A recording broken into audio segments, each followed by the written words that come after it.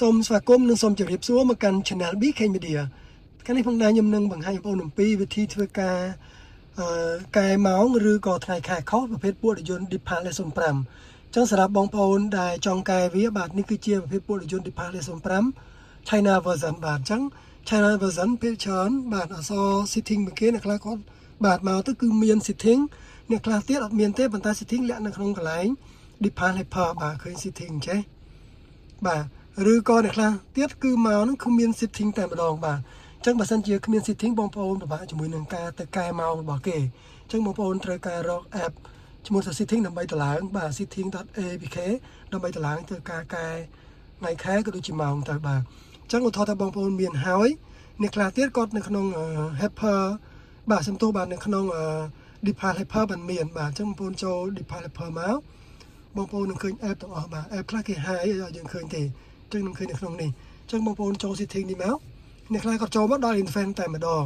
ប៉ុន្តែអ្នកខ្លះទៀតគាត់ប្រើជាមួយ setting ផ្សេងទៀតសេរីចាស់ឬក៏សេរីថ្មីហ្នឹងបងប្អូនចូល setting នេះមក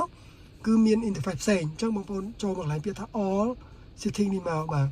all setting មកគឺដល់កន្លែង setting ដូចគ្នាដែលជា setting default ដើមរបស់គេអញ្ចឹងនៅពេលដែលដល់កន្លែងនេះបងប្អូន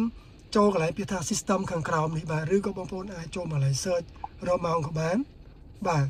អញ្ចឹងបងប្អូនបើសិនជាខ្ជិល search បងប្អូនចូលកន្លែងពាក្យថា system នេះខាងក្រោយគេដាក់ថា language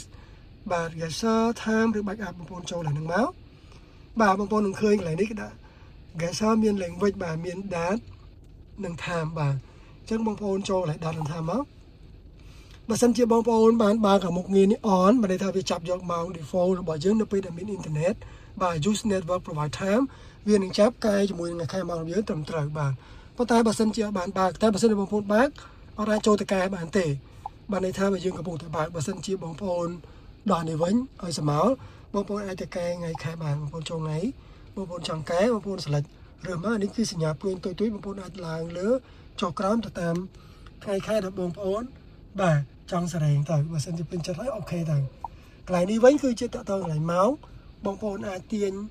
នេះក៏បានឬក៏បងប្អូនអាចចូល keyboard គេនេះចុច menu នេះក៏បានបាទនៅពេលដែលត្រូវហើយបងប្អូនចុចអូខេមកនេះសូមចេញមកក្រៅវិញនេះគឺជាវិធីសរេថ្ងៃខែម៉ោងសម្រាប់ប្រភេទពួក Deepak 05បាទអញ្ចឹងអត់មានអីពិបាកទេបងប្អូនត្រូវតែមាន app មួយឈ្មោះថា Setting ដើម្បីចូលទៅកែព័ត៌មានរបស់គេបាទអញ្ចឹងការបង្ហាញរបស់ខ្ញុំខ្លីៗមានតែប៉ុណ្ណឹងអំពីវិធីសរេថ្ងៃខែក៏ដូចជាម៉ោងខុសនៅពេលដែលបងប្អូនជារថយន្ត Deepak 05បាទការបង្ហាញនេះបាទលើលួសខ្វះខាតខ្លះណាសូមកាន់តែបន្ត Channel BK Media ផងហើយសូមជួយ Subscribe បាទ Channel BK Media ផងដើម្បីទទួលបានវីដេអូថ្មីៗបន្តទៀតសម្រាប់បងប្អូនណាដែលមិនទាន់បានជួយ Subscribe នោះបាទសូមជួយ Share វីដេអូនេះបន្តផងដើម្បីចែកចាយចំណេះដឹងនេះទៅកាន់អ្នកដែលគាត់ជារថយន្ត Deepak 05ឲ្យគាត់ចេះកែថ្ងៃខែឬក៏ម៉ោងដែលគាត់បាទខុសផងជាចុងក្រោយសូមជម្រាបលាបងប្អូន